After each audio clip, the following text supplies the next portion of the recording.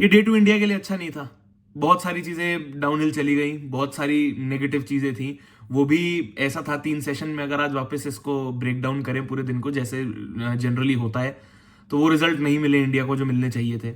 वो शुरुआत में ही बैटिंग का डाउनफॉल हुआ हो, जिसकी वजह से इंग्लैंड को मोमेंटम मिला हो, या उसके बाद इंग्लैंड ने जिस तरीके से आगे बैटिंग करी हो। क्योंकि कल तक डे 1 के एंड होने तक इस गेम में लग रहा था सिर्फ 2 ही रिजल्ट पॉसिबल होंगे, या तो ड्रॉ होगा या इंडिया जीत जाएगी।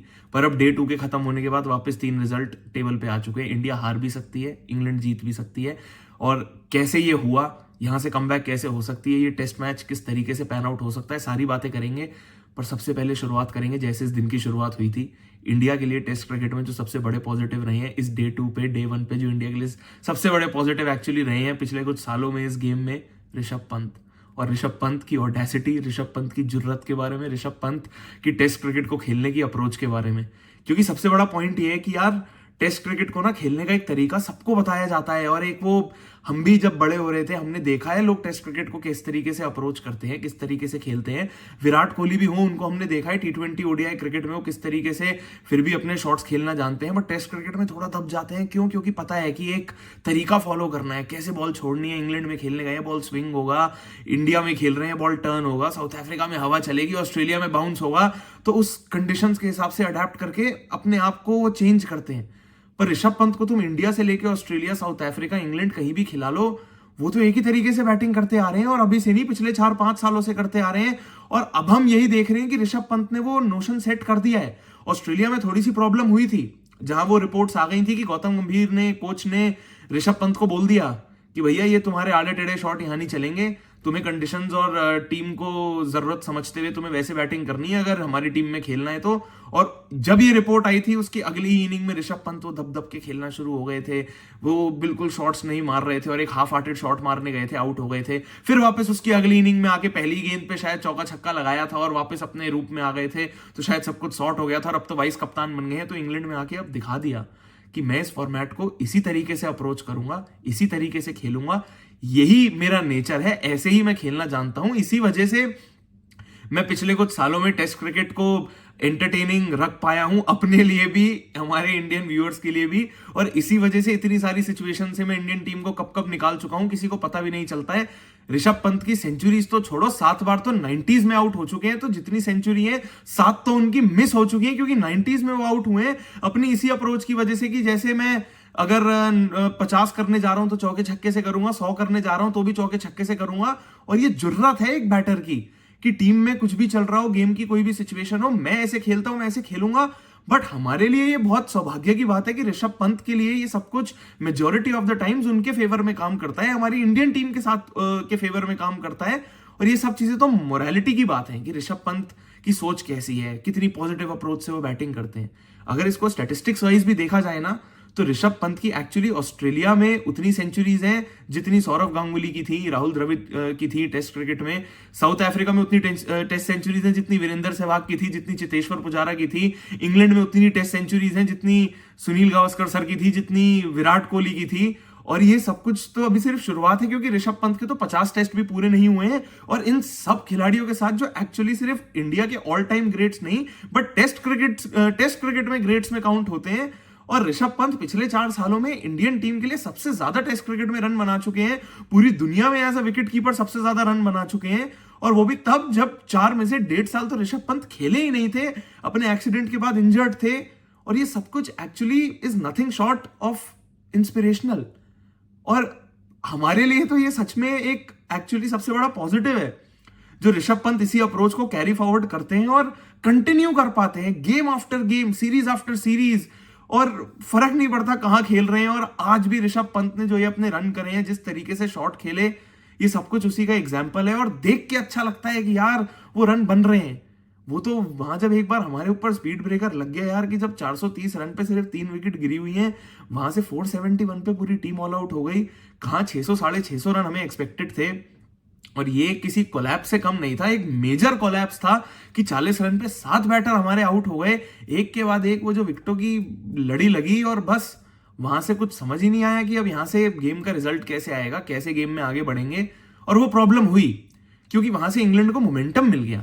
और एक बार जब इंग्लैंड को वो मोमेंटम मिला, तो वो अपनी बैटिंग में आके कहीं ना कहीं उसको कैरी कर भी पाए और नहीं भी कर पाए। नहीं इसलिए कर पाए क्योंकि हमारे पास जसप्रीत बुमराह है। अब तो ऐसा लगता है कि एक लौते जसप्रीत बुमराह, क्योंकि जसप्रीत बुमराह ने पहले ओवर में जैक क्रॉली को आउट कर दिया। वो तो ऐसी डिलीवरी थी, जैक क्रॉली क्या कोई भी होते वो नहीं खेल सकते थे। वो जसप्रीत बुमराह की अपनी मास्टर क्लास थी, वो उनके पहले ओवर की फ्रेशनेस थी, वो 2 ओवर में 2 दिन से बाहर बैठने की फ्रस्ट्रेशन थी, वो बॉलिंग करने की चाह थी, क्योंकि पता है खेलने तो 3 ही मैच हैं और 3 मैच खेलने हैं, तो मैं तीनों मैचेस में जो भी पहला मैच खेल रहा हूं तो मैं अपनी टीम को आगे लेकर चलूंगा। और अभी भी 3 विकेट गिरी, तीनों विकेट जसप्रीत बुमराह ने ली। पर ये तो हमारी एक्चुअल प्रॉब्लम है ना, जो बैटिंग अगर हमारे 3 बैटर्स ने सेंचुरी लगा के लगभग 380 से ज्यादा रन तो उन्होंने बना दिए 470 में से, बाकी सारे बैटर्स 8 बैटर मिलके तो 470 ही बना पाए 380 के अंदर, तो मतलब कितने रन, 90 रन हुए। और उसके बाद अगर एक बॉलर है तो वो जसप्रीत बुमराह है, उन्होंने अकेले लगे रहना है। ये तो अच्छी बात है कि जसप्रीत बुमराह अपनी फॉर्म को कैरी करके यहाँ इंग्लैंड तक ले गए, ऑस्ट्रेलिया से इंडिया में खेले हो, जो भी जहां भी खेले हो, टेस्ट क्रिकेट आईपीएल फॉर्मेट कोई भी हो, जसप्रीत बुमराह की फॉर्म तो यहाँ कैरी हो गई, कंटिन्यू हो गई। पर वही हमारे लिए बैड न्यूज भी उतनी है कि जो ऑस्ट्रेलिया में जसप्रीत बुमराह को साथ नहीं मिल पा रहा था हमारे किसी और फास्ट बॉलर का, किसी और बॉलर का, वही चीज यहां पर भी कंटिन्यू हो रही है और वो हमें दिख गई। अब ये ना बोलने में तो बहुत आसान बात होती है कि भाई यार जसप्रीत बुमराह जब बॉलिंग कर रहे हैं उनके साथ कोई भी और बॉलर दूसरे एंड से डालेगा वो तो फीका ही लगेगा ना, पर ऐसा जरूरी नहीं होता। यहां प्रॉब्लम ये है कि इंग्लैंड के बैटर्स के आगे वो फीके पड़ रहे हैं ना, रन तो इंग्लैंड के बैटर्स बना रहे हैं। और अभी भी अगर इतने सालों की क्रिकेट में जिस तरीके से हमें स्टार्ट मिला, जिस तैयारी के साथ हम आए, जो टीम हमारी है, बैटिंग से कम हमें तो बॉलिंग से हमारी ज्यादा उम्मीद थी ना कि यहाँ तो सीनियर खिलाड़ी हैं और जसप्रीत बुमराह अकेले लगे हुए हैं। ज्यादा खराब बात है कि जसप्रीत बुमराह की बॉल पे अब कैचेस भी छूट रही है। यशस्वी जायसवाल ने एक छोड़ी, रविंद्र जडेजा ने कैच छोड़ी, ये तो मतलब बहुत ही सरप्राइजिंग बात थी। बट चलो ये सब कुछ गेम का पार्ट है, हो गया सो हो गया। अब जसप्रीत बुमराह ने भी एक ही ओवर में 3 नो बॉल करी, एक पे विकेट मिल गई। अब जसप्रीत बुमराह को एक्चुअली बाकी सारे पूरी दुनिया में बॉलर से ज्यादा अपनी नो बॉल का ध्यान तो उनको रखना पड़ेगा, क्योंकि जसप्रीत बुमराह एक्चुअली पूरी दुनिया में इस टाइम एक लौते ऐसे बॉलर हैं जो किसी भी बॉल पे विकेट ले सकते हो, उनकी हर बॉल पे तुम एक विकेट एक्सपेक्ट कर सकते हो। तो ये तो लीस्ट है जसप्रीत बुमराह के लिए कि मैं बस एक नो बॉल ना करूं, क्योंकि बैटर तो हर बॉल पे ऐसे खेल रहा है कि शायद उसकी आखिरी बॉल हो सकती है। तो जसप्रीत बुमराह के लिए बाकी दुनिया के बाकी बॉलर से ज्यादा बड़ा क्राइम है एक नो बॉल डालना, और वो सबसे बड़ी प्रॉब्लम हुई हमारे लिए, क्योंकि दिन ये 4 विकेट के साथ खत्म होता, हैरी ब्रुक की वो लास्ट में विकेट मिल जाती, तो एक्चुअली मैं बोलता कि ओके ये दिन अब हम टॉप पे ही हैं, क्योंकि 4 विकेट गिर गई। बेन स्टोक्स एक फ्रेश आएंगे या जेमी स्मिथ आएंगे, वहां दूसरे एंड पे हम पहले ही जो रूट को आउट कर चुके हैं और ऑली पोप खड़े, बट एक्चुअली हम पॉजिटिव के साथ ये दिन खत्म करते। पर वो साथ तो मिल नहीं रहा जसप्रीत बुमराह को, क्योंकि प्रसिद्ध कृष्णा अगर हमारे एक प्रीमियम फास्ट बॉलर थे, मेन 4 फास्ट बॉलर्स में से 3 एक प्रसिद्ध कृष्णा थे, तीसरे और मतलब हिट द डेक उनकी जो बॉलिंग है बस वही चल रही है। 10 ओवर में 56 रन अगर आप कंसीड कर लोगे, शार्दुल ठाकुर आए 3 ओवर में 23 रन वो कंसीड कर गए, तो इंग्लैंड ने तो अपना काम कर लिया ना। उन्होंने तो 50 ओवर से भी कम में 200 रन से ज्यादा बना दिए, 4.5 की रन रेट उन्होंने 50 ओवर तक कंटिन्यू करके दिखा दी, रन बना दिए, एक बैटर की 2 सेशन लगभग बैटिंग करके 100 भी हो गई, तो उनके लिए तो दिन फ्रूटफुल ही हुआ। अब वो एक नई अप्रोच के साथ आएंगे, वो अपनी वही बेसबॉल वाली चीज कल लेकर आएंगे, पर जैसे मोमेंटम इंग्लैंड ने यूज किया, उम्मीद बस यही है कि उन्होंने अगर हमारे 40 रन पे 7 बैटर आउट करे, मोमेंटम यूज करके बैटिंग में रन बनाए। हमारे बॉलर्स का भी ये जो मैच का दूसरा दिन था उनके लिए बेचारों के लिए तो पहला ही दिन था, पिच समझी, कंडीशन समझी, अब ये तीसरे दिन पे एक फ्रेश पर्सपेक्टिव के साथ आए। जो बॉलर्स खेल रहे हैं काम तो उन्हीं को करना पड़ेगा। यहाँ ये वो वाला आर्ग्यूमेंट नहीं है यार मोहम्मद शामी होते तो पता नहीं क्या हो जाता, अर्शदीप सिंह होते तो देखता ये स्विंग होती, ये विकेट मिल जाती, ये हवाई बातें हैं। अभी कल भी अगर प्रसिद्ध कृष्ण आएंगे विकेट लेंगे तो सब खुश हो जाएंगे, शार्दुल ठाकुर आएंगे, एक वो गलती से, मतलब गलती नहीं मगर जो उनकी वो जो नैक है कहीं से भी विकेट निकालने की, वो निकाल देंगे तो सब चुप हो जाएंगे।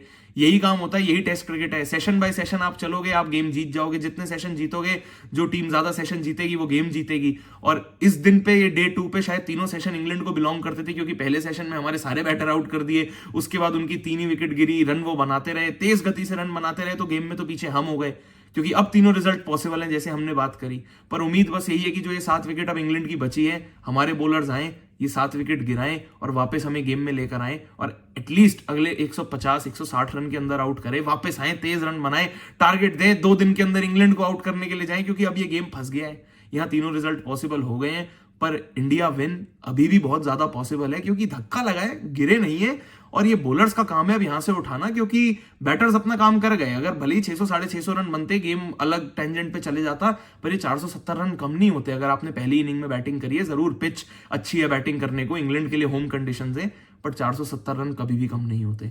इंटेंसिटी लेकर आए, थोड़ी और लड़ाई करें। ये दूसरा दिन जैसा भी गया हो, तीसरे दिन पे जरूर कमबैक हो सकती है।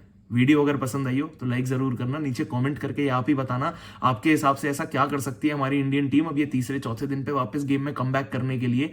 चैनल अगर अब तक सब्सक्राइब नहीं किया है तो सब्सक्राइब जरूर कर देना, क्योंकि मैं तो ऐसे ही हर गेम के बाद और इस टेस्ट मैच में हर दिन के बाद आके आपको वीडियो देता ही रहूंगा, क्योंकि अभी तो बहुत क्रिकेट और बहुत बातें बाकी है।